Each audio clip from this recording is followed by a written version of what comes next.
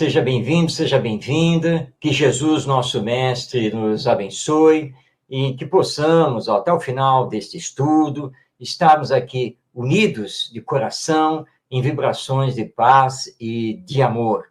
Nós temos hoje um tema muito relevante de O Livro dos Espíritos, esta obra máxima do Espiritismo, elaborada por Allan Kardec, junto com os espíritos superiores. E é um tema muito importante, porque é um tema de todos os tempos, é, portanto, um tema da nossa atualidade, e que Kardec, no seu diálogo magistral com os espíritos, intitulou como Provas da Riqueza e da Miséria.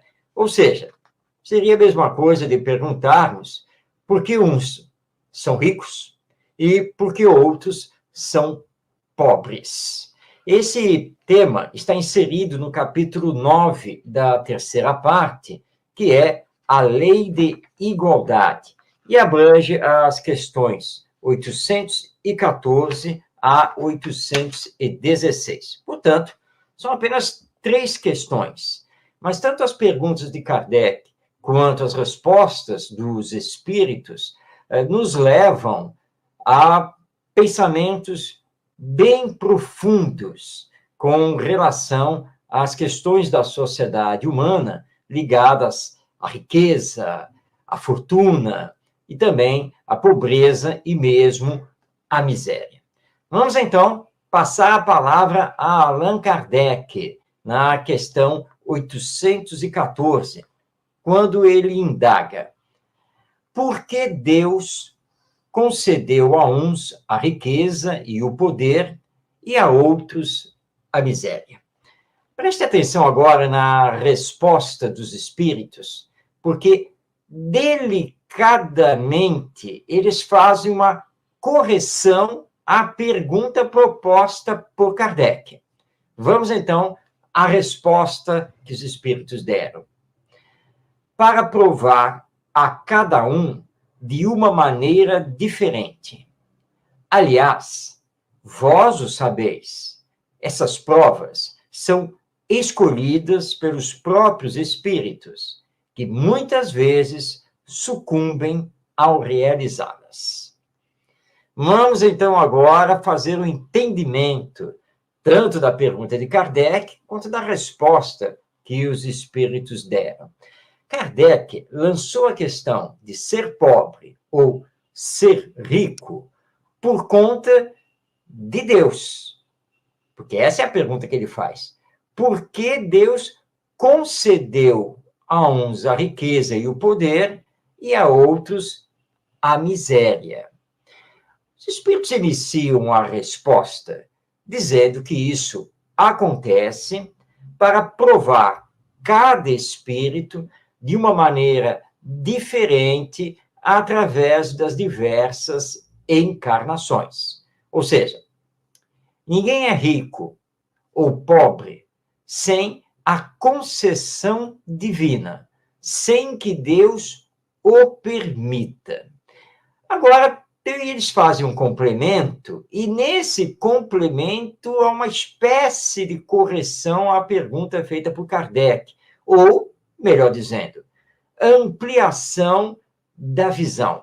Porque eles, na sequência, dizem: aliás, vós o sabeis, e, portanto, essa resposta dos espíritos é dirigida a todos nós espíritas, porque o verdadeiro espírita é aquele que estuda para bem compreender o espiritismo e os princípios que formam o seu corpo doutrinário. E, portanto, quando estudamos, como diz os espíritos, nós sabemos. Essas provas são escolhidas pelos próprios espíritos. Bem, aqui eles estão se referindo ao famoso planejamento reencarnatório. Ou seja, antecedendo a nossa encarnação, no mundo espiritual, nós passamos por todo um planejamento dessa nossa próxima encarnação. Que personalidade vamos assumir? Que provas vamos enfrentar, como será o nosso corpo, quais serão as ligações afetivas, familiares e assim por diante. Existe um planejamento que não é feito nas suas minúcias, mas sim a nível geral, porque respeita-se o livre-arbítrio, a liberdade que temos de pensar e de fazer escolhas e de agir. E os Espíritos estão nos lembrando que, porque existe esse planejamento reencarnatório, não é que Deus, pura e simplesmente, determine: você, meu filho, vai ser rico, você, meu filho, vai ser pobre. Ele não faz isso sem levar em conta o nosso passado, as nossas necessidades evolutivas, aquilo que temos que assumir como consequência do que fizemos em existências passadas. Portanto, existe um planejamento. E nesse planejamento, de acordo com a nossa evolução espiritual, nós temos uma maior ou menor participação, mas podemos fazer escolhas. Podemos solicitar, por exemplo, a prova da riqueza. Podemos também solicitar a prova da pobreza. E isso poderá nos ser concedido, sempre de acordo com a nossa ficha espiritual. Então, não é pura e simplesmente uma escolha e determinação de Deus. É uma concessão àquilo que nós mesmos solicitamos e que necessitamos para o nosso aprendizado e aperfeiçoamento. E aí os espíritos fecham a resposta, dizendo que muitas vezes sucumbem ao realizá-las. Ou seja, nós podemos solicitar a prova, por exemplo, da riqueza. E essa prova ser concedida, ou seja, ter a autorização divina. Mas podemos, ao estarmos aqui encarnados, virmos a sucumbir, a falir diante dessa prova, como também diante da prova da miséria, da pobreza, porque são provas. Nós podemos ter a prova da riqueza e conseguirmos utilizar os recursos materiais, financeiros, a benefício coletivo do próximo, exercendo a caridade, ou não.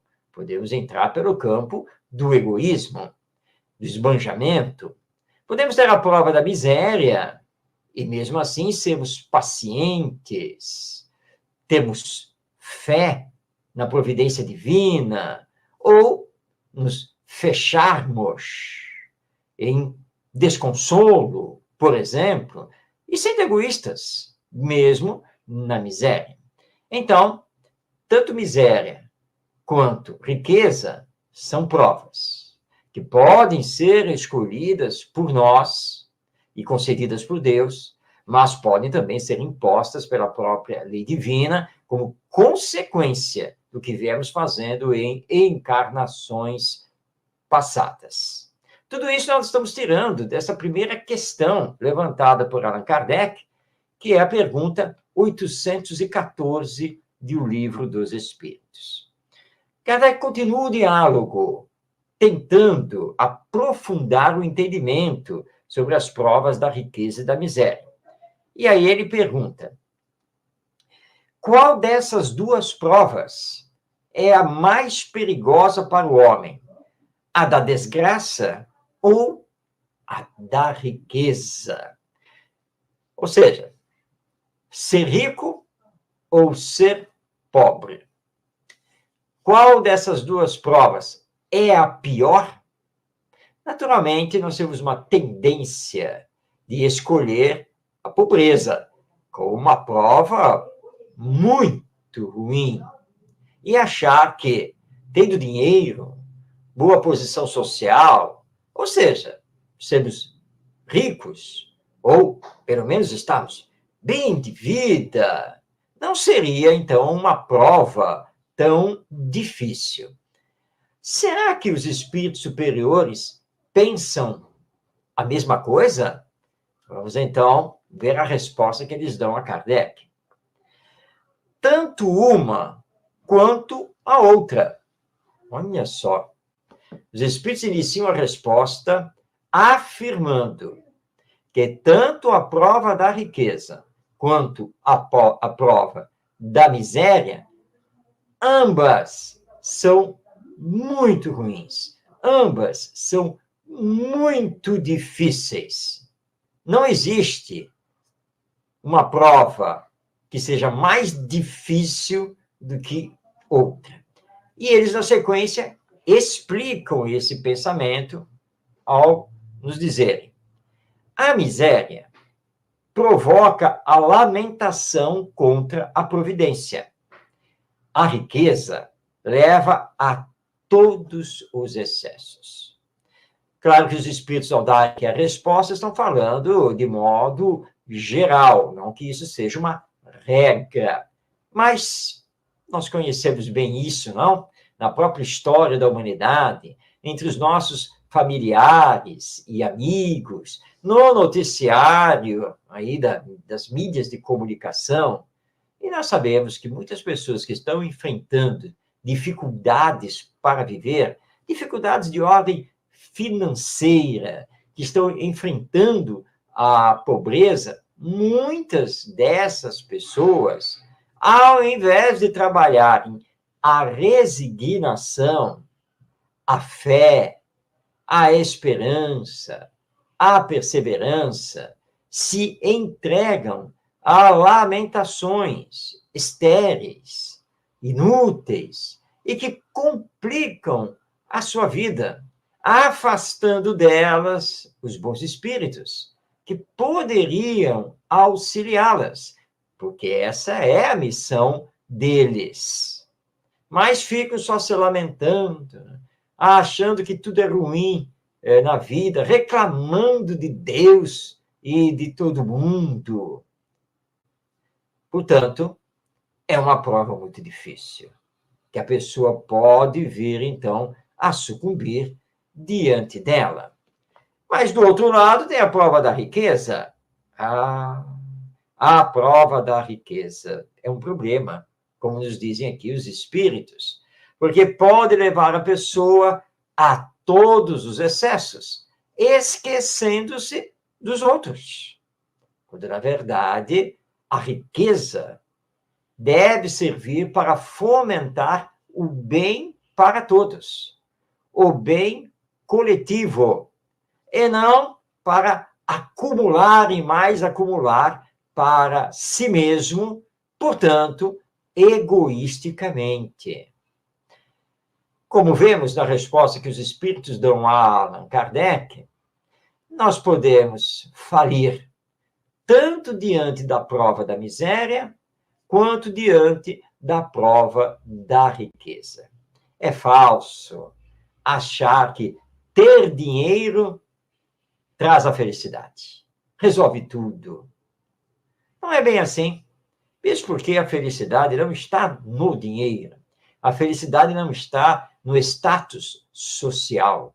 A felicidade não está em ter muitos bens materiais. A felicidade não está em ter facilidades na vida terrena. A felicidade, na verdade, é um sentimento íntimo de gratidão a Deus e de se sentir útil na vida. E aí você não precisa ter dinheiro para isso. Você pode ser pobre, mas ser feliz. E, portanto, não depender exatamente do dinheiro. Não estamos aqui defendendo absolutamente que se mantenha, então, os quadros de pobreza e miséria na sociedade humana. Claro que não. Bem pelo contrário, nós precisamos trabalhar para a distribuição cada vez mais justa dos bens terrenos. A nossa sociedade precisa ter equilíbrio, em que não tenhamos poucos com muito e muitos com pouco. O Espiritismo é muito claro em relação a isso. Precisamos, sim, transformar moralmente os indivíduos e à humanidade, para que a justiça social seja plena. É isso que nós temos que fazer. Agora, o enfrentamento, tanto da riqueza quanto da miséria, indica uma prova. E podemos vir, sim, a falir diante dela. Pois bem, Kardec vai, então, para a questão 816 e pergunta: se o rico sofre mais tentações, não dispõe também de mais meios para fazer o bem? É verdade. Kardec aqui, com seu olhar clínico, e ele tocou lá na ferida. Tudo bem, ser rico, ganhar na loteria, por exemplo, vai trazer muitas tentações. Não, isso é uma verdade. Mas, em compensação, tem-se dinheiro. E como se tem dinheiro, pode-se resolver com facilidade essas tentações. Não é assim? Respondem os espíritos. É justamente o que nem sempre faz. Torna-se egoísta, orgulhoso e insaciável. Suas necessidades aumentam com a fortuna e julga não ter o bastante para si mesmo. Você deve conhecer histórias que mostram que a pessoa rica, famosa, está sempre querendo mais e mais. E gasta o seu dinheiro abusivamente em supérfluos, festas, grandes viagens, sem se preocupar com o próximo. Vai responder perante a lei divina. Acumula muito para si e quer cada vez mais. E, como se diz popularmente, paga salário de miséria para os seus colaboradores. Tudo para si, pouco para os outros. Onde ele poderia fazer o bem, a caridade, poderia promover o ser humano para que este vivesse melhor. Daí a resposta que os espíritos dão a Kardec. Sim, é verdade. Como ele tem dinheiro, como ele tem fortuna, com certeza que ele poderia perfeitamente controlar suas paixões, seus vícios, as tentações de toda ordem, mas é o que ele menos faz, porque se deixa levar por essa fortuna e se torna, muitas vezes, extremamente egoísta. Tomemos cuidado com essa questão de querer ter dinheiro. É um desafio muito grande, porque somos ainda espíritos imperfeitos, moralmente inferiores, e podemos, sim, nos deixar levar pelo egoísmo, pelo orgulho, e nos tornarmos insaciáveis. Mas não podemos esquecer que a morte é para todos, independente de ter ou não dinheiro, independente da posição social que possua. A morte um dia chega. E de que valeu tanto esforço, tanto desperdício financeiro, se tudo vai ficar aqui na Terra? E teremos que responder perante a lei divina sobre aquilo que tivemos e o que fizemos com o que tivemos. Pensemos seriamente sobre isso. Lembrando novamente, não é o dinheiro, não é a posição social que faz a felicidade. Allan Kardec, depois destas 3 questões, e recebendo as respostas dos espíritos, ele faz uma observação, uma nota final a esse tema, provas da riqueza e da miséria. Vamos, então, abrir aspas e passar a palavra a Allan Kardec. Diz ele: a posição elevada do mundo e a autoridade sobre os semelhantes são provas tão grandes e arriscadas quanto a miséria, porque quanto mais o homem for rico e poderoso, mais obrigações tem a cumprir, maiores são os meios de que dispõe para fazer o bem e o mal. Deus experimenta o pobre pela resignação e o rico pelo uso que faz de seus bens e de seu poder. A riqueza e o poder despertam todas as paixões que nos prendem à matéria e nos distanciam da perfeição espiritual.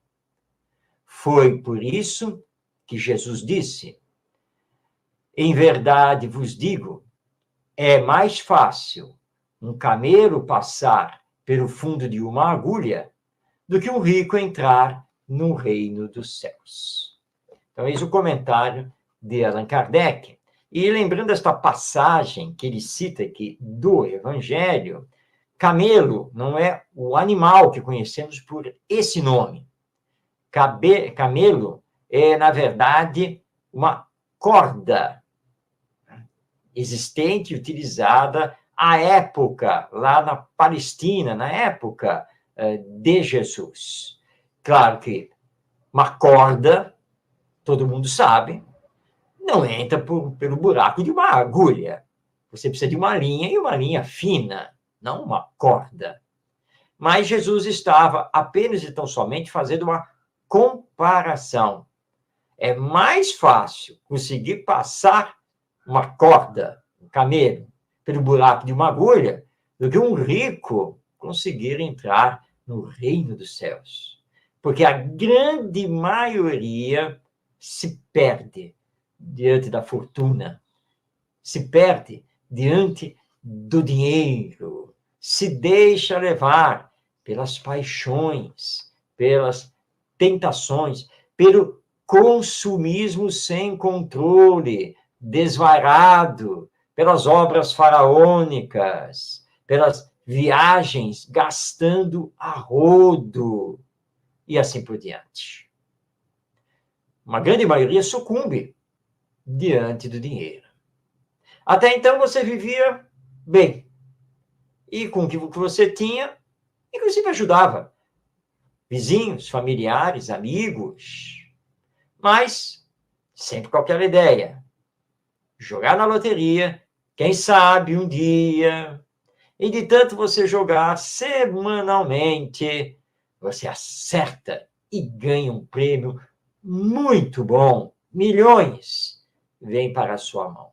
Até então, você era simples, honesto, amigo de todo mundo, mas com os milhões no banco, você esquece os amigos, esquece os vizinhos, esquece os familiares e, pior, esquece a humildade, esquece a simplicidade e a caridade.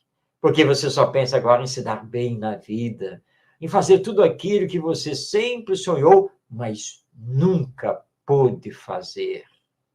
E lá está você se deixando levar pelo egoísmo, pelo orgulho e pelo supérfluo. Por que Deus concedeu essa riqueza a você se ela seria a sua perdição? É porque ela é uma prova. Nós temos que ser provados, testados, para ver se vamos conseguir nos sair bem, tanto diante da riqueza, quanto diante da miséria. Então, são provas. Podemos perfeitamente passar por essas provas sem maiores problemas, mas podemos também nos perder com elas. Deus sabe das nossas forças, porque todos temos um potencial divino que estamos desenvolvendo ao longo das encarnações. E se soubermos acionar o nosso querer, a nossa força de vontade, não sucumbiremos.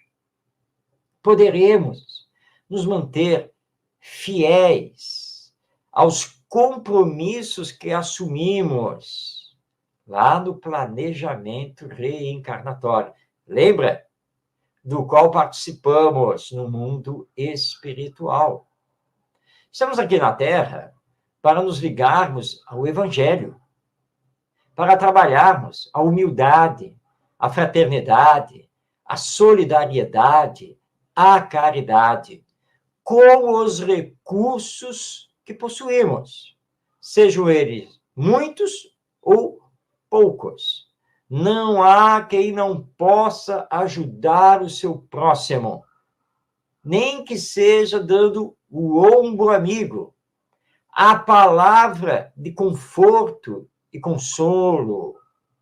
Você pode não ter dinheiro, você pode não ter bens materiais disponíveis para doar, mas pode doar seus ouvidos, pode doar a sua fala, pode doar o seu ombro, porque tudo isso representa a caridade moral. Seja você pobre, seja você rico, porque muitas pessoas que têm fortuna confundem a caridade com a simples distribuição de gêneros alimentícios, de roupas e agasalhos, e assim por diante. Claro que isso também é caridade, e tem muito valor se está partindo do coração. Mas nem sempre essa caridade resolve os problemas, as agruras daquele que está na miséria, e que, na verdade, precisa de emprego, precisa de salário, precisa de benefício social, se ele for doente, ou se for um portador de deficiência. Então, se você tem dinheiro, é preciso se movimentar para esse bem, essa caridade. E o dinheiro, você está trabalhando, ele vai se multiplicar na medida em que você está também doando de coração e, acima de tudo, confiando em Deus. Confiança, aliás, que também não podemos perder quando estamos na miséria. Ao perder o emprego, não ter mais uma renda fixa, não poder mais pagar o aluguel de uma casa, de um apartamento, ter que voltar a viver com os pais, por exemplo, ou mesmo se transformar num morador de rua com sua família. De qualquer maneira, é preciso sempre confiar em Deus, lembrando que está passando por uma prova, e procurar por todos os meios possíveis se sustentar e não esmorecer de jeito nenhum. E socialmente, precisamos todos nos movimentar para que sejamos mais justos e que a sociedade tenha os mecanismos de amparo aos mais necessitados, e não importa como chegaram a essa necessidade. Seja desde o nascimento, já vindo de uma família muito pobre, seja por causa da perda de um emprego, de um acidente, de um problema de saúde e assim por diante. Ainda enfrentamos aqui na Terra tanto a prova da riqueza quanto a prova da miséria, porque temos necessidade dessas duas provas para aprendermos a confiar em Deus, a aprendermos a superar os obstáculos, aprendermos a realizar a nossa autoeducação, aprendermos a nos moralizar, a nos espiritualizar. E assim, tendo dinheiro, estarmos prontos para auxiliar os outros e a sociedade de uma forma geral, e não tendo dinheiro, estamos prontos para também auxiliarmos o próximo no campo da caridade moral. Ou, por exemplo, no interior deste nosso Brasil, aquelas pessoas pobres, mas que conhecem as plantas medicinais, os chás, aflora. E assim, então, espalham o bem através disso, atendendo as pessoas com seus problemas de saúde. A pessoa é pobre, tem muito pouco para si, mas, mesmo com esse pouco, ainda trabalha para o próximo. Vale a pena aqui deixarmos a recomendação para uma leitura da segunda parte do livro O Céu e o Inferno, de Allan Kardec, naquelas mensagens dos espíritos que enfrentaram provas terrenas duras, difíceis, e não sucumbiram, e que ao desencarnar se viram rodeados de amigos e tiveram um encontro com a paz íntima e a felicidade. Pegue depois o livro O Céu e o Inferno, ou A Justiça Divina segundo o Espiritismo, a segunda parte, que são os capítulos dedicados às mensagens, às declarações, aos depoimentos dos espíritos, ou seja, os seres humanos que se encontram desencarnados. E seja qual for a prova que você esteja enfrentando neste momento, a da riqueza ou a da miséria, lembre-se sempre que fora da caridade não há salvação e que é preciso, com resignação e com humildade, utilizar dos recursos disponíveis, sempre pensando também nos outros. Porque se olharmos ao nosso redor, sempre vamos encontrar quem está passando por problemas muito piores, bem mais profundos do que os nossos problemas, entre aspas.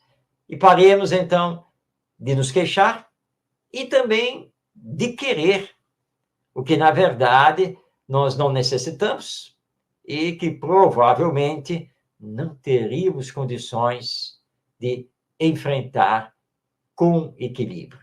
Deus é sábio, Deus é justo, Deus é perfeito, Deus é a bondade absoluta e sabe muito bem o que faz conosco, os seus filhos, em romagem aqui na Terra, rumo à perfeição. Agradeçamos diariamente, através da oração e da ação no bem, por tudo o que temos, tudo que recebemos, tudo que podemos fazer aqui na Terra, louvando ao nosso Pai, para que, depois da morte, no retorno ao mundo espiritual, possamos ser recebidos em festa, porque vencemos a prova, seja a da riqueza, seja a da miséria, como acabamos de estudar aqui em O Livro dos Espíritos, nas questões 814 a 816. Pensemos, meditemos e continuemos a nossa vida realizando a nossa transformação moral para podermos realizar a transformação moral da humanidade. Que Deus, nosso Pai, nos abençoe, que possamos ter sempre o Evangelho como nosso roteiro de luz, e não esqueçamos da importância de estudarmos o Espiritismo, e a sua obra básica é justamente o Livro dos Espíritos. Até um próximo encontro, continuando este estudo da obra básica da doutrina espírita.